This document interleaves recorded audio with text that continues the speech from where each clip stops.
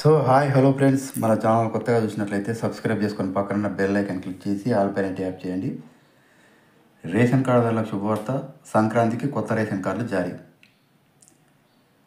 కొత్త రేషన్ కార్డులు జారీ చేసేందుకు ప్రభుత్వం కసరత్తు చేస్తుంది. ఇందుకు సంబంధించి మంత్రి ఉత్తమ్ కుమార్ రెడ్డి 2 రోజుల క్రితం ఈ సంక్రాంతికి కార్డులు జారీ చేస్తామని కూడా అసెంబ్లీలో ప్రకటించగా, దరఖాస్తుదారులు సుమారు 6.5 ఏళ్ళు నిరీక్షణకు మోక్షం కలగనున్నది. గతంలో వేసినటువంటి కేబినెట్ సబ్ కమిటీ సూచనలతో పాటు ఎమ్మెల్యేలు, ఎమ్మెల్సీలు, ఎంపీల సలహాల మేరకు రేషన్ కార్డుల జారీ ప్రక్రియ ఉంటుందని కూడా మంత్రి ఉత్తమ్ కుమార్ రెడ్డి ప్రకటించగా, జిల్లా కలెక్టర్లకు ఆదేశాలు కూడా జారీ చేశారు. కేంద్ర రాష్ట్ర ప్రభుత్వాలు అమలు చేస్తున్న అనేక పథకాలు తెల్ల రేషన్ కార్డుతో లింకు పెడుతున్నాయి. 6.5 ఏళ్ళుగా కొత్త రేషన్ కార్డుల జారీ ప్రక్రియ లేకపోవడం, ఉన్న పిల్లల పేర్లు నమోదు చేసే అవకాశం లేక అనేక కుటుంబాలు వీటికి దూరంగా ఉండాల్సిన పరిస్థితి నెలకొన్నది.